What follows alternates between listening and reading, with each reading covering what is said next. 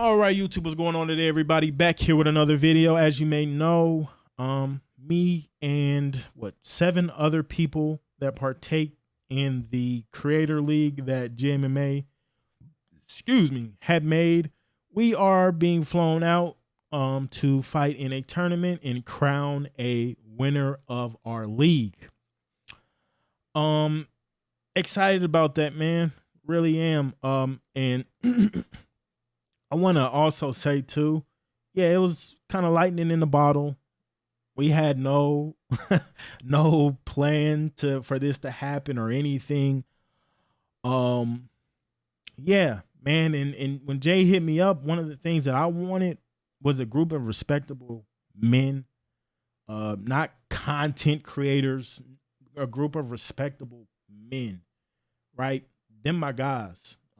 People can say what they want. Them my guys. I don't want no one around that has disrespected them. And I don't want nobody around that's ever disrespected me, because I don't want to be around, whatever, right? So I made that clear. I wanted a group of respectable people. Hey, make sure you hit up Cold Blood, make sure you hit up Kenzo, all that, right?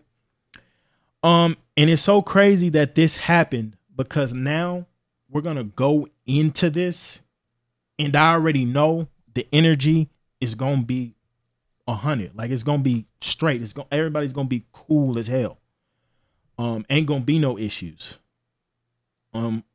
So that's what I wanted. And for us to get flown out and again, for this just to happen. And also too, SEI, shout out to them. I think they may know some stuff, because JMMA, I'm pretty sure didn't pick King Diaz or Trey Sold. But again, 2 cool dudes, ain't gonna be no issues, respectable men.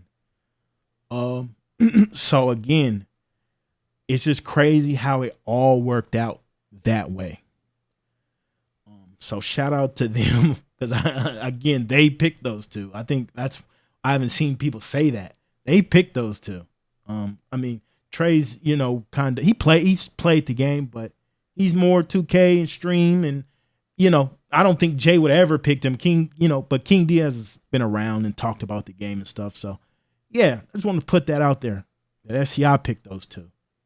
And I'm happy that they picked those 2, because again, good dudes. But I want to go and kind of go over how it started, because I learned something this weekend. But basically, football, basketball, baseball are things that I've played pretty much since I was a kid. I played those. Was probably the best at football, which has caused me the most damage, a torn knee. But yeah, once that was over, I kind of had a urge to compete. Like, I just had an urge to compete. I was watching boxing a little bit more at that time, and one day I just went into a boxing gym. I don't do research. When I want to do something, I just go fucking do it. Advice to everybody else, just fucking do it. JMMA just went and did this league. Just go do it. So I went in, was in a cardio class. Coach was there training the class, giving, at a certain point was helping me with my technique, giving me props on my technique. So I'm feeling myself, right? And I asked for a sparring session. I saw other people training. Hey, can I spar with him? I get up there and spar. The coach ain't even in my corner. So I'm like, oh, okay, bet. So after I got beat up, for 3 rounds, I went and found me another gym. And I found my amateur coach. Coach. I don't want to say his name. Well, fuck it. Coach Fulton. I'll just say Coach Fulton. And that's when the training started to happen. Training camps, and things started, I started learning the sport through Coach Fulton. We started sparring in the gym. This is so crazy. With Coach Fulton, I never sparred or fought anyone on my level. It was always against open fighters. Open fighters. So there's novice where you get 3 1-minute rounds, and then open is 3 3-minute rounds, and then they have a masters division. But yeah, I was always in there with people that were more advanced than me when it came to sparring. But we started off sparring, me and this other dude, similar size, and we were just doing jabs to the body and stuff like that. But the first time that I actually sparred, it was a Friday night. These dudes from Killeen had rolled down from Killeen, Texas. They had a big like heavyweight. They had a light heavyweight, and that light heavyweight was Darius Fulgham. Darius is a late starter to boxing, but you can go and Google his name. Made the Olympic team in, was it 2020? And then just had a close fight with Beck the Bully a few months ago. He got dropped in that really cost him. I think it would have been a draw, but that cost him the fight. Darius started late. Darius stopped boxing to pursue, nursing and stuff like that. Like that motherfucker he had the shit, bro. I'm just gonna say that. And I think he was one of those guys, he never had a novice fight. I think he was open his whole amateur career. And he started around the same time. Like we were around the same age. He may have been a year or two older, but we were around the same age, started late. And I would compare myself to him because I'm like, bro, this motherfucker nice and I'm not nice, bro. But I would compare myself to him a lot and never really said any words to him or anything like that. I think I may have only sparred him once. Yeah, not fun. But he was there, and then they had like the light heavyweight kind of middleweight tweener. And that's kind of who I had sparred. And basically all the training went out the door. All the training went out the door. I was doing fight night shit. I was doing I wasn't doing no sidestep uppercut, but I was doing fight night stuff. I was doing UFC overhands, bro. Like it was wild. And one of the first things that I thought of after my coach pulled me after one round, we supposed to go 3, after one round getting pulled, I came out of that ring, and one of the first things that was on my mind is no boxing video game captures what this looks like or what this feels like at all.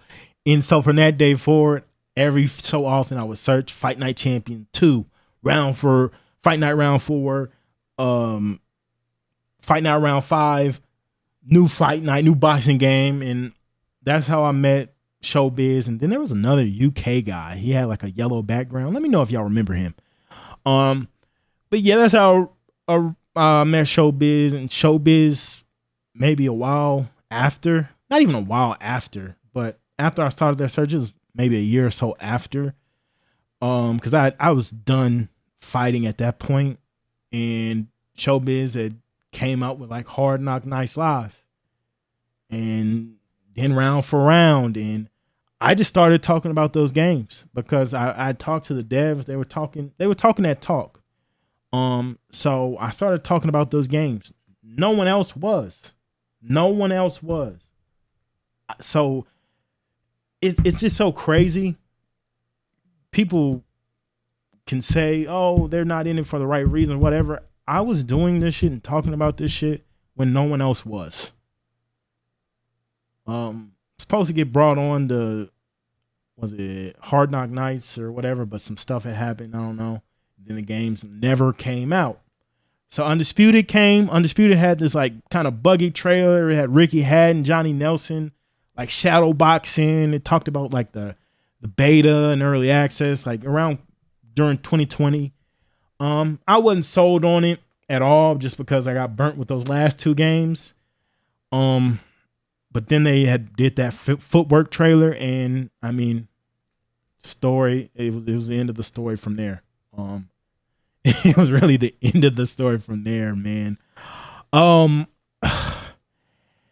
And I just kind of talked about that because with all of this is happening, like the creator event that happened like in 2020, and now this, I just was thinking like none of this would have happened if I didn't go and find Coach Fulton, my coach, my dog. And it's been on my mind to reach out to him for a while because it kind of ended bumpy. Our relationship, it kind of ended bumpy. Yeah. And it's been on my mind to reach out to him for a minute, but with this event happening, I was like, bro, I gotta tell him. Like, I used to talk to him a lot about a lot of things, and he would give me advice, and because I regardless of what you think of me, I was a shithead. I was a real piece of work, bro. And he was there. He was there for me a lot. And yeah, so I over the weekend I sent him a friend request on Facebook because I know he uses Facebook. And it was Monday and he didn't accept it still. So I was like, I know he's not the type to hold grudges for this long or anything like that. So I just like, well, I wonder what he's up to. I'm just gonna search his name. So I'll put in his full name, and the first thing that comes up is a funeral. And yeah, he had passed away earlier this year. I didn't know, wasn't told, didn't find out until this past Monday. Now, I bring this up again, one, to tell you the journey to get to this point, and two, just to tell people, I know I joke and talk shit, whatever, but if you can take something from me, bro, just reach out to people. If someone's on your mind and they haven't done no real harm to you, reach out to them because you never know when they're going to get called, and this guy, I didn't originally know why. So I was reaching out to like people, that were at the gym and stuff. People, and just trying to look for answers. But I had watched the funeral service and it sounded like he had got sick. And this is about a 50-year-old man, I think now, healthy, was competing in the Masters division. So he was healthy, took care of himself, man. You just never know when it's your time. And just to speak on my coach a little bit more, every last Saturday of the month, he would have open sparring. And he was the only one really doing it around in this area. Like he was, at that point, he was like 20, 30 minutes away from me, but he was the only one within an hour, that was doing like open sparring, opening his gym doors for everybody to come down to. We would have people travel hours. I wouldn't say hours, maybe an hour or so. I think from like San Antonio was the furthest, and just partake in the open sparring, bro. And he took care of everyone. Like he brought food for the people that weren't there or weren't, sparring. Like he had a big impact on his community. He obviously had a big impact on me. So yeah, I just wanted to really just put that out there, man, that one, you never know. So don't hold grudges. And two, just without him, I wouldn't have never talked about any of these games. I wouldn't understand, but my understanding of boxing would still be on a surface level, like most people. Would have never made videos. Yeah, none of this would be happening right now if it wasn't for him. In that gym, and just the family environment, like that man, I could talk about him a lot. And I got stories to tell about that man, but I'm not gonna lie, he was the amateur boxing scene in this part of Texas. Like he did his big one, bro. Like he did his big one. He had close relationships with a few fighters. I know Ann Wolfe and James Kirkland. When they got back together, and Kirkland was supposed to fight Miguel Cotto for Cotto's retirement fight. But Kirkland had broke his nose. He broke his nose in coach's gym.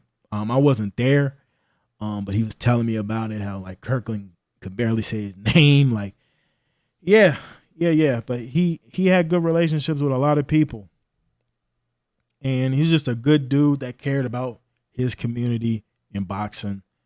And a real leader. Like, he was a coach. So when I come on here and I see people that claim they know so much, and I see how they act, it's like I already don't believe it, because I've been around real men that do this shit. I've been around real men that do this shit, bro. That lead people, that guide people. They ain't yet, like, I ain't even go into that, but I've seen it, bro.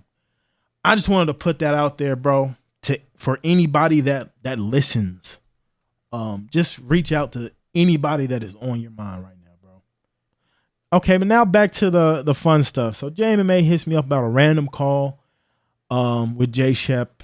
And I'm like, what? Us? Crawford? Canelo? What? So I'm doing a project at the time, right? I'm at the gig doing a project. I'm new too. I'm new. And I'll stop the project, make the meeting. And basically they were pretty eminent. At least J-Sep seemed pretty convinced that this isn't going to be a one and done thing. And they wanted to kind of bring a team element into it. And I was thinking like, oh, okay, bet that's what I'm excited about. Like, this creative event's going to be cool, but I'm finna put together a team of dogs, man. Cause I don't know if people have been around, but I used to have this whole promoter smick going on with, Boxing Fanatico. I just had this whole promoter spick going on, and having that opportunity kind of present itself was really cool. I start not immediately, but a few weeks after, I started scouting. I run into Ace Matrix. I don't know his full name, but bro, Ace mopped me. He mopped me, and he was on the back foot. And to test him, I said, hey, you use Rocky, and I'm going to use Lawrence Okoli. And if I get hurt in this fight with you coming forward and me on the back foot, you legit. Brother, he hurt me. He hurt me in that fight, bro. And I got him in the league, and I talked to him. He was bringing up the ESBL. I'm like, oh, okay, so there's more of you. So I'm thinking, okay, I'm gonna recruit from the ESBL. And then this past week, the event got announced, and I ain't gonna lie, Donnie was on some hating stuff. I could beat everybody up. Donnie's on some hating stuff, but I talked to Donnie because Donnie seemed very confident in his skills, and Donnie had brought up the UFL. Is it the UFL? Hopefully that's it. But Donnie had brought up the UFL, and I'm like, you know what? These people have been here, right? I've seen some of the ESBL. Like I would say 95% of that league is simulation or trying to at least be authentic, not be corny. In the UFL, I went and watched one fight. Donnie had given me the rules. Their rules are strict as hell, by the way.